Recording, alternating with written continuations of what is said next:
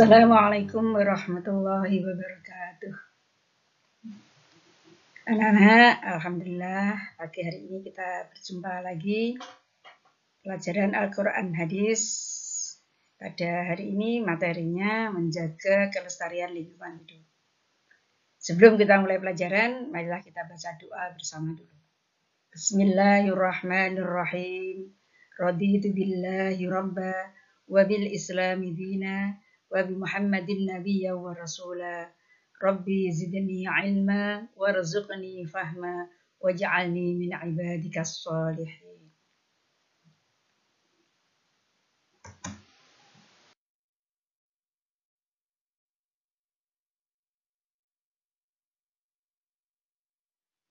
Materi menjaga kelestarian lingkungan hidup dengan kompetensi dasar, memahami ayat Al-Quran dan hadis tentang menjaga kelestarian lingkungan hidup, serta kalian mampu menerjemahkan dan menjelaskan ayat Al-Quran dan hadis tentang menjaga kelestarian lingkungan hidup.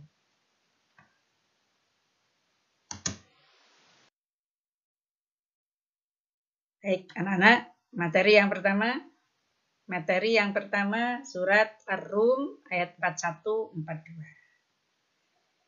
Bismillahirrahmanirrahim. Kalian bisa membaca ayatnya ya. Zahara fasadu fil barri wal bahr. Al-bar itu daratan, al-bahr lautan. Kalau udara, al-jawu. Al-jawu udara. Telah tampak kerusakan di darat, di laut, termasuk di udara. Bima kasabat disebabkan perbuatan. Kasabat sama dengan fa'alat. Perbuatan tangan-tangan manusia. Liyudhi kaum ada yudhi kuzauk, merasakan, agar Allah merasakan kepada mereka ba'dal ladzi amilu, sebagian dari apa yang telah mereka kerjakan, la'allahum yarji'un, agar supaya mereka kembali ke jalan yang benar. Nah, ini maksudnya ada satu fenomena alam, terjadinya kerusakan, salah satunya akibat perbuatan manusia. Tapi ada juga bencana atau musibah, itu memang datang dari Allah sebagai peringatan atau musibah atau adab. Nah, ayat berikutnya, kul, kita diperintahkannya, kul, katakanlah siru, saro ya siru sir, berjalanlah. Yang diperintahkan orang banyak, siru, berjalanlah kamu sekalian, fil ardi, di muka bumi, fanduru, ini saya garis bawah. Nadara yang duru undur, melihat di sini bukan hanya melihat saja, tapi memperhatikan, mencari fenomena alam, mengambil hikmah, mengambil pelajaran, merenungkan. Jadi melihat ini bukan hanya melihat dengan kasat mata saja. Kaifa kana aqibatil ladzina min qabl, bagaimana akibat dari orang-orang yang sebelum kita, perbuatan-perbuatan sebelum kita, kana aktsaruhum musyrikin, kebanyakan dari mereka orang-orang musyrik. Nah, ini kita disuruh melihat fenomena alam. Jadi siru saro ya siru sir, berjalan itu bisa juga kalau sekarang ya tadabbur alam, rekreasi. Tapi yang dilihat adalah merenungkan bagaimana ciptaan Allah dan bagaimana dampak dari perbuatan-perbuatan orang-orang yang musyrik.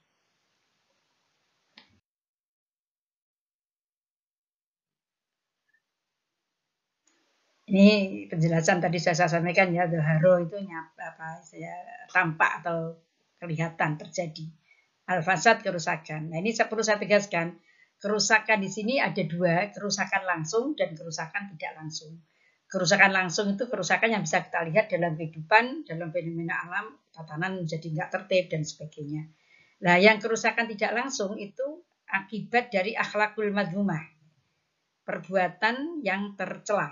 Dampak dari perbuatan yang tercela, misalnya suudon, fitnah, dengki, iri hati, itu termasuk kerusakan, tapi kerusakan tidak secara langsung.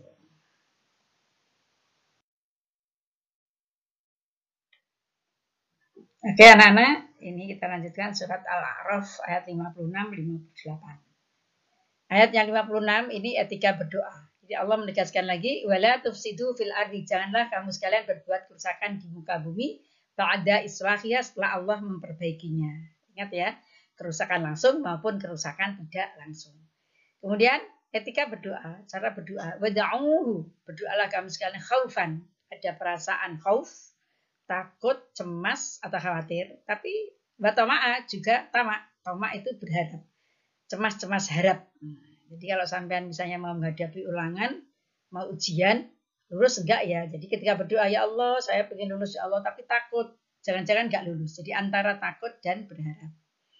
Nah nanti di ayat sebelumnya ini ada ya, ud'u rabbakum tadarru'an wa khufyah. Coba dilihat nanti di ayat sebelumnya. Tadarru, berdoalah kamu sekalian dengan merendahkan diri. Nah, tadarru'an wa khufyah dan perasaan cemas. Jadi merendahkan diri, perasaan cemas dan berharap. Inna rahmatallahi qaribum minal muhsinin. Rahmat Allah itu sangat dekat dengan orang-orang yang muhsin, ihsan. Ihsan itu di atasnya adil. Kalian tahu enggak bedanya adil dengan ihsan? Kalau adil itu sesuai dengan aturan, tapi ihsan di atasnya. Kalian misalnya naik mikrolet, bayar 4.000. Kalau siswa 2.000 ya, bayar 2.000. Kemudian ketika sampai turun satu hari, ada uang 5.000. Sampai kasihkan ke Pak sopir. Wah, mohon maaf dek, nggak ada kembalian. Udah Pak, diambil saja. Nah, melebihkan dari ketentuan itu namanya ihsan. Anta'budallah ka'annaka tarahu. Kamu beribadah kepada Allah seakan-akan kamu melihat Allah.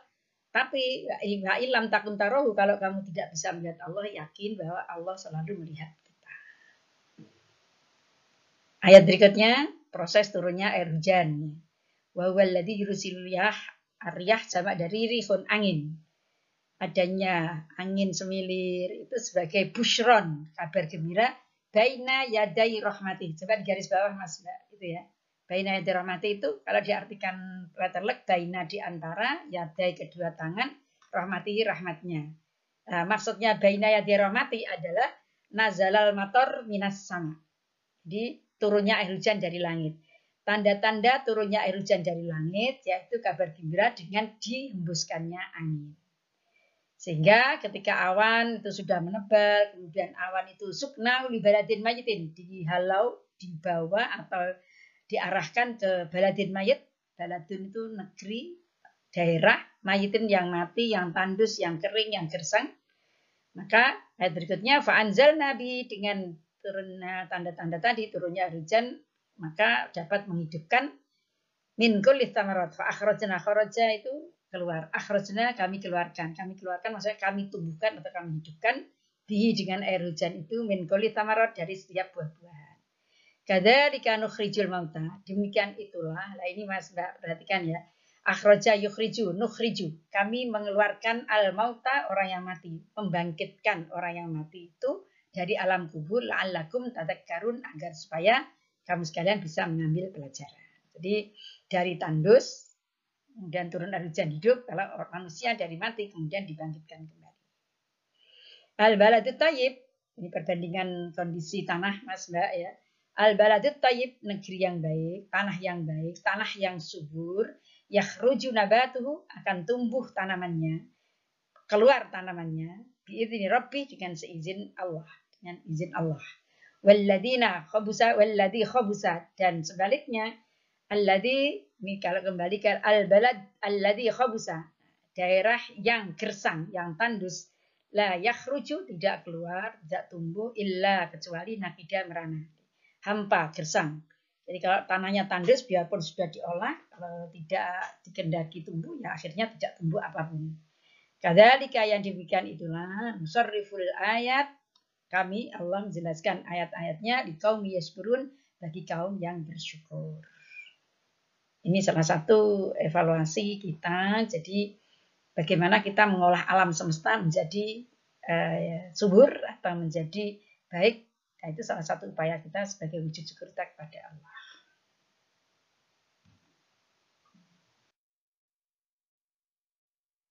Nah, ini penjelasannya tadi ya Mas Mbak ya. Jadi kalian bisa mempraktekkan dari etika berdoa. Ingat ya, dilarang buat kerusakan itu langsung atau tidak langsung. Coba nanti dipraktekkan.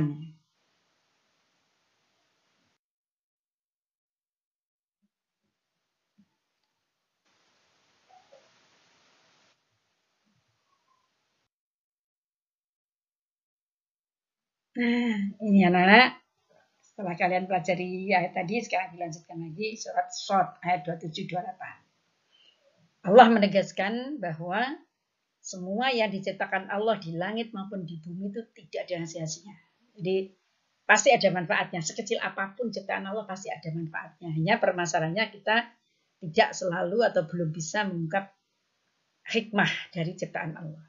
Rumput itu manfaatnya banyak. Wama khalaqna sama, wama dan tidaklah khalaqna kami ciptakan as-sama wal ard, langit dan bumi, wama bainahuma dan apa yang ada di antara keduanya itu batilan batil, sia-sia. Dzalika dzannul ladzina kafaru, demikian itulah dzanna itu prasangka orang-orang yang kafir. Jadi orang-orang yang kafir itu ini kalau kita lihat dari konteks ayatnya, orang-orang kafir itu kan tidak gampang percaya. Untuk apa Allah ciptakan ini? Nah, kalau kita orang yang beriman, kita yakin bahwa setiap yang diciptakan Allah itu pasti ada manfaatnya. Fawailun, maka celakalah lilladzina kafaru, bagi orang-orang yang kafir. Ingat Mas Mbak ya, ini saya perlu tegaskan, kafir itu ada dua.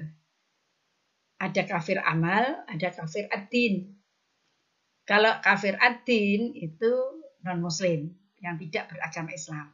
Kalau kafir amal itu orang yang mengingkari segala apa yang telah ditetapkan oleh Allah. Itu kafir amal.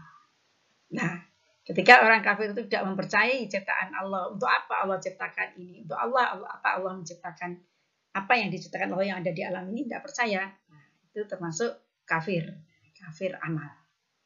Wailul lil ladzina kafaru, dan bagi orang-orang yang kafir tempatnya ada minan nari di neraka. Nah, ayat berikutnya ini saya garis bawah. Alladzina amanu wa amilus sholihat kal mufsidin. Apakah orang-orang yang beriman dan beramal saleh itu seperti orang yang berkerusakan fil ardi, di muka bumi? Atau perbandingannya am najalil muttaqin kal fujar? Apakah sama orang yang beriman bertakwa seperti orang-orang yang jahat? Tentu tidak sama. Nah, jawabannya bukan tidak sama, tetapi buktikan bahwa orang yang beramal soleh, yang beriman, dan orang yang bertakwa itu selalu berbuat kebaikan. Jadi bukan jawaban, oh tidak sama, bukan, tapi buktikan. Kalau kita mengaku mukmin ternyata banyak buat kerusakan, baik langsung atau tidak langsung, berarti ya sama dengan orang kafir. Oleh karena itu kita buktikan kita tidak termasuk seperti itu.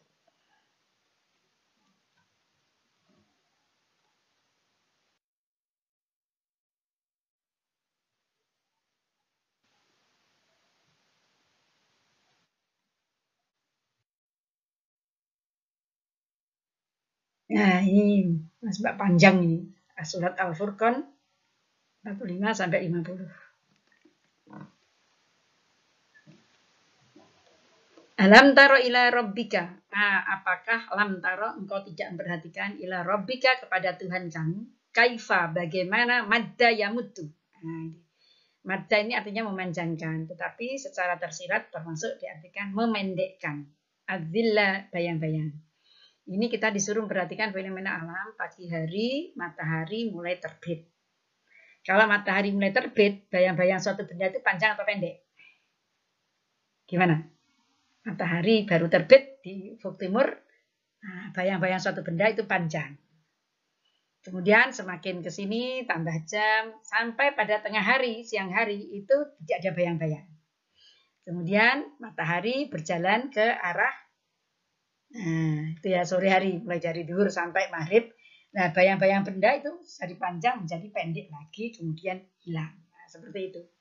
Jadi, kita disuruh memperhatikan, apakah engkau tidak memperhatikan bagaimana Allah memanjangkan atau memendekkan bayang-bayang. Walau sya'a, walau dan jikalau sya'a Allah menghendaki, la ja'alahu, lam takkid, lamnya. Pasti Allah dapat menjadikannya sakinan tetap. Kemudian ja'alna, kami jadikan asyamsa, matahari alaihi, atas bayang-bayang dalilan sebagai petunjuk. Nah ini Mas Mbak ya, kalau zaman dulu, zaman saya masih sekolah di madrasah ibtidaiyah diniyah tahun 70-an itu ya. Belum ada jam ya, belum ada penentu waktu ya, apalagi belum ada HP. Caranya menentukan waktu sholat bagaimana? Paling gurunya memanggil satu siswa, coba keluar, dia tahu sudah masuk zuhur atau belum. Waktu zuhur itu, sholat zuhur itu dimulai dari bayang-bayang satu benda itu sudah muncul sedikit saja. Karena kalau tengah hari belum boleh sholat, tapi boleh muncul sedikit, nah itu sudah bisa masuk waktu zuhur. Sampai mana? Sampai bayang-bayang benda itu sama dengan bendanya. Jadi kalau misalkan membawa penggaris, kelihatan bayang-bayang, ya, Jadi searah timur ya berarti ya. Jadi sudah condong ke barat, sedikit muncul berarti masuk zuhur. Nanti sekolah sore diniyah juga begitu. Sudah asar belum? Ya, anak-anak dipanggil, satu anak suruh keluar, ukur lagi. Bawa pensil, bawa pulpen, apa-apa. Harus lihat bagaimana bayang-bayang benda. Kalau bayang-bayang benda itu sudah lebih dari ini ya masuk waktu asar. Itu dulu. Jadi dalilan sebagai petunjuk. Termasuk ketika kita misalnya menggunakan matahari. Matahari dimanfaatkan untuk macam-macam ya, sekarang bisa digunakan untuk masak, untuk ini dan seterusnya. Summa kabatnahu ilaina qabda yasira. Perjalanan matahari, perjalanan bayang-bayang suatu benda itu konstan, stabil.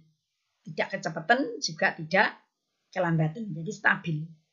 Summa kabatnahu, kemudian kami tarik bayang-bayang itu kepada kami, di Allah yang mengendalikan kan. Qabda yasira, dengan tarikan yang perlahan-lahan. Beda kalau kalian petugas bendera ya, kadang nariknya kecepatan, kadang kelambatan. Pernah jadi petugas bendera apa enggak, Mas, Mbak? Ada hal nyanyi lagu Indonesia Raya sudah selesai, yang narik bendera belum. Langsung ditarik seret.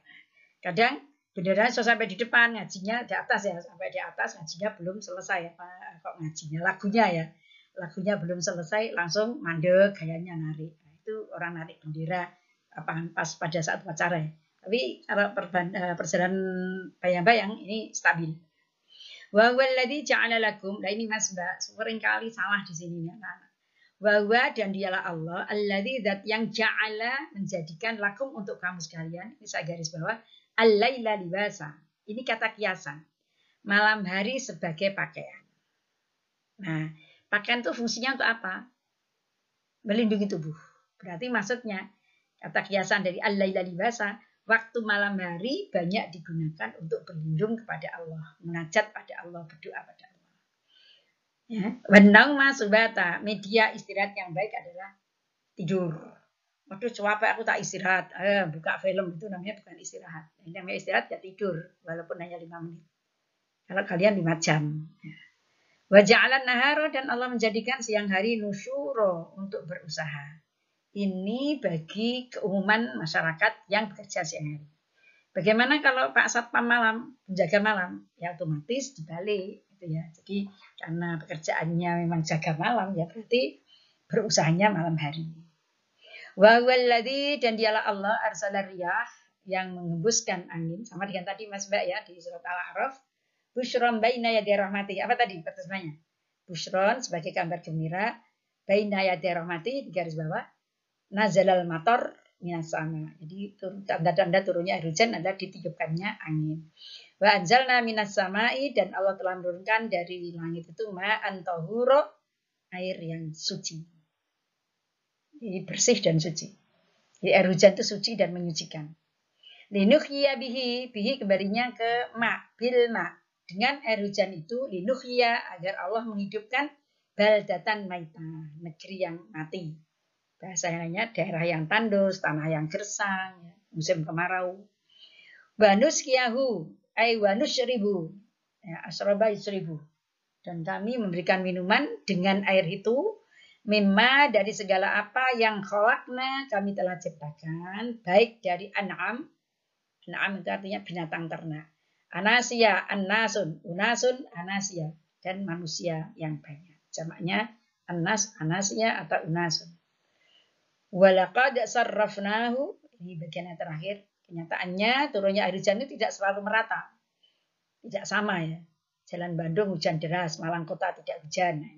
Walaqad sarrafnahu, dan sungguh kami telah mempergilirkan turunnya air hujan itu bainahum, di antara kamu sekalian. Yadzakaru, agar supaya kamu sekalian mengambil pelajaran, mengambil hikmah.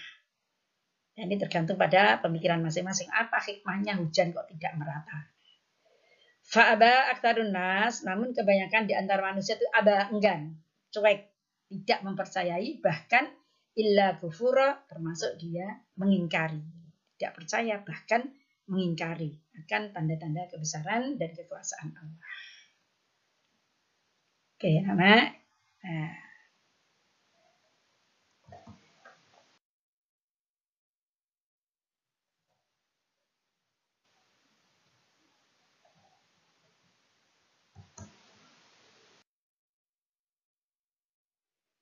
Kita lanjutkan surat Al-Baqarah ayat 204-206.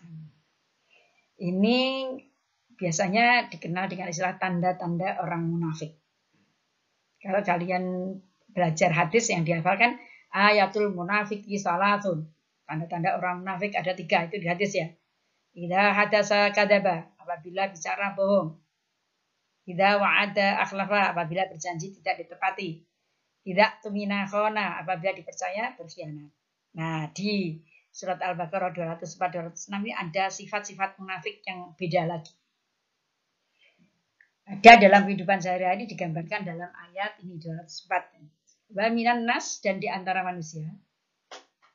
Man, ada orang, a'jaba yu'jibu, menakjubkan, mengagumkan kamu.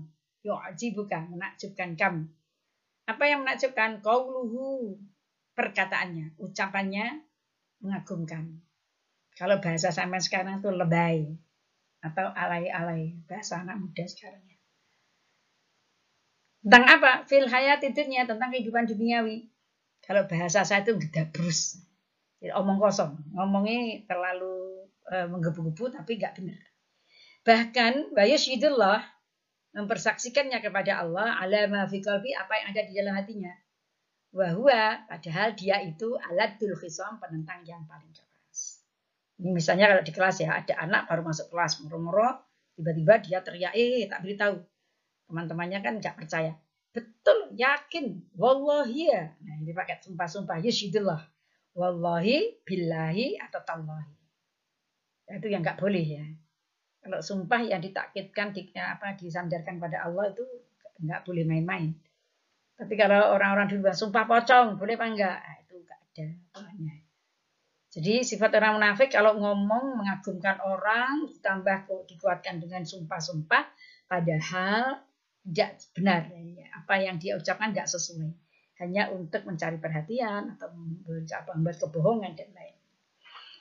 Wa idza tawalla, sifat orang munafik lagi. Wa idza, dan ketika tawalla, dia berpaling dari Rasulullah, sa'a, dia berjalan dengan cepat, sa'i, berjalan dengan cepat fil ardi, di muka bumi. Ini ada asbabun nuzulnya ya, nanti di halaman berikutnya. Asbabun nuzulnya itu ada seorang munafik datang kepada Rasulullah, meyakinkan pada Nabi bahwa dia benar-benar mau masuk Islam. Nah, sampai Nabi itu percaya, akhirnya dibaiat, baca syahadat, dia masuk Islam, beriman. Tapi idza tawalla, setelah dia berpaling dari Rasulullah, dia cepat-cepat cepat-cepat jalan bil ari, di muka bumi. Yufsida fiha, untuk afsada yusudi tadi apa? Untuk membuat kerusakan di dalamnya. Bayuhlikal harsa, dengan cara bagaimana? Merusak tanaman-tanaman dan nasla, dan binatang ternak. Wallahu, dan Allah la yuhibbul fasad, tidak menyukai orang yang berbuat kerusakan. Jadi Nabi Muhammad itu seringkali juga tertipu ya.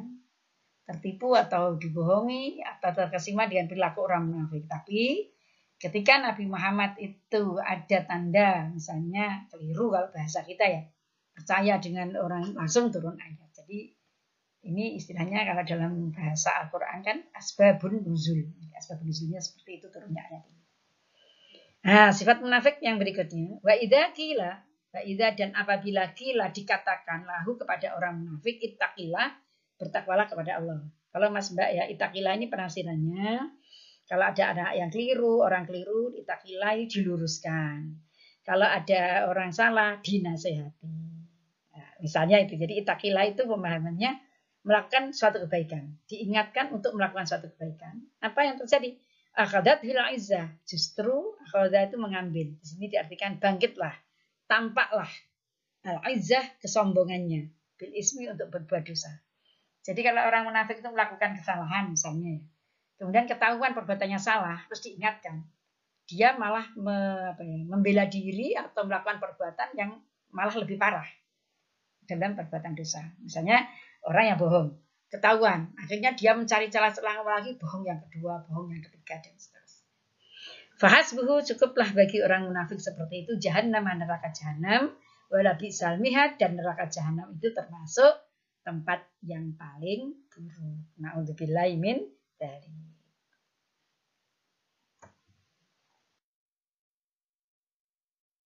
Nah, ini tak saya tulis di atas ya, asbabun nuzulnya coba nanti dibaca ya. Jadi Nabi Muhammad didatangi seorang munafik, yakin seakan-akan betul-betul meyakinkan Nabi masuk Islam, ternyata bohong.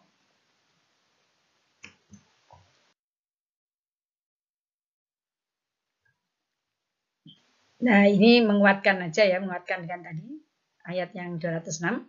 Wa idza qila lahum, dan orang munafik itu apabila diminta dikatakan untuk jangan berbuat kerusakan di muka bumi.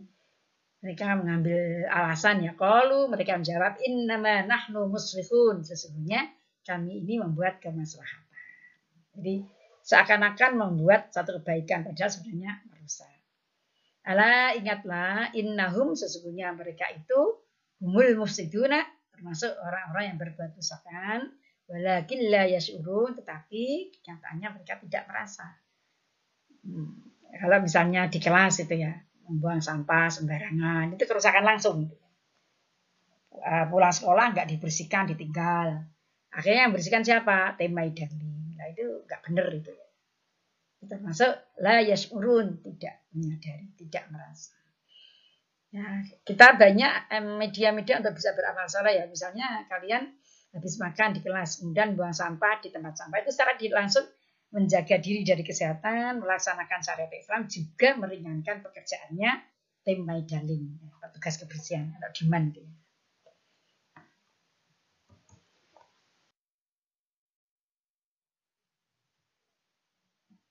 Ini anak-anak hadis tentang menjaga kelestarian lingkungan hidup.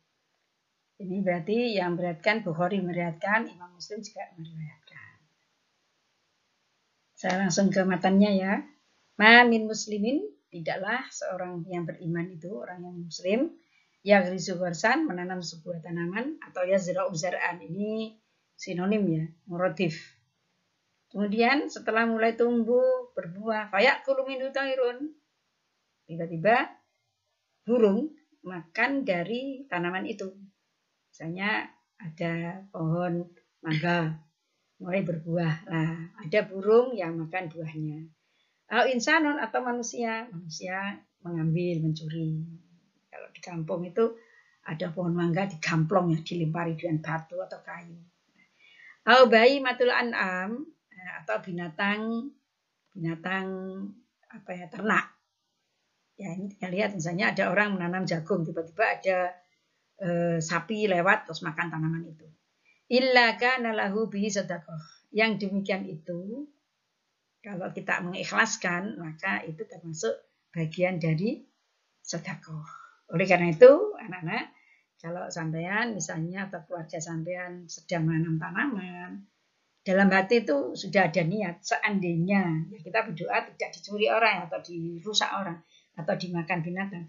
Tapi seandainya dijumpai ternyata kemudian buahnya dimakan binatang atau diambil orang karena sudah terlanjur hilang, ya kita ikhlaskan karena keikhlasan kita dengan tanaman kita diambil orang atau dirusak orang, apalagi binatang, itu menjadi bagian dari sedekah. Tapi kita berharap ya kalau bisa tetap aman. Makanya kalau ada orang punya tanaman pohon mangga atau apa jambu, belimbing, apalah kok di tepi jalan, ya siap-siap karena orang lewat tertarik ingin menikmati. Ya, diikhlaskan saja. Termasuk ini Mas Mbak ya, kalau kita itu bertetangga, halaman kita dengan tetangga itu jejer, gak ada batas itu, paling gak pagar ya. Terus kita menanam tanaman itu di tepi yang berbatasan dengan tanahnya tetangga. Nah, misalnya ya, pohon mangga. Pohonnya kan kita nanam di tempat kita. Nah, dahan rantingnya kan ada yang ke arah tetangga, apalagi kalau misalkan tetangga itu jatuhnya di sebelah apa ya, timur barat kita. Jadi pagi hari kan otomatis daun itu kan mengarah ke tetangga. Terus banyak tanaman yang di situ berbuahnya di situ. Jadi tangkai dan rantingnya banyak yang ke tetangga. Tetangga ngambil itu jangan dipermasalahkan karena itu ketika dahan ranting tanaman kita ke tempat tetangga itu hakikatnya sudah milik tetangga. Tapi sebagai tetangga muslim biasanya nggak seperti itu. Oleh karena itu ketika panen jangan tutup mata karena daun-daun yang berjatuhan kan banyak di tetangga, yang nyapu juga tetangga. Jadi andaikan tetangga itu ngambil, ya kalian jangan marah, kita nggak boleh marah karena dahan ranting yang menjulur atau mengarah ke tetangga itu di luar batas kita, artinya di tanah pekarangan mereka, itu hakikatnya sebenarnya sudah hak mereka. Oleh karena itu, hendaknya siap mengikhlaskan. Tapi kalau tetangganya baik, biasanya ya enggak, Bu, ini loh sudah mateng, bagi 2 misalnya. Itu Mas Mbak ya, jadi kita sedekah melalui tanaman, kita itu baik.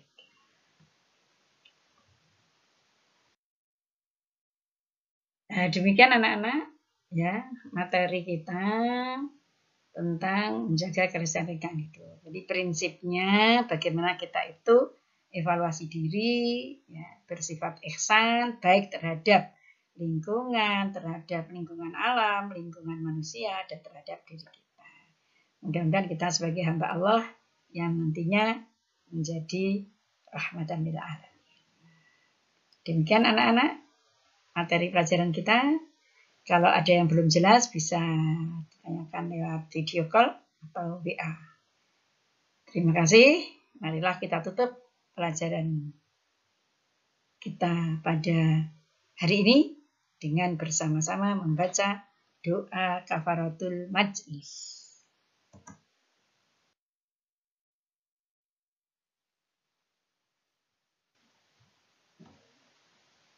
Oke. Bismillahirrahmanirrahim. Subhanakallahumma wa bihamdika asyhadu an la ilaha illa anta astaghfiruka wa atubu ilaik. Assalamualaikum warahmatullahi wabarakatuh.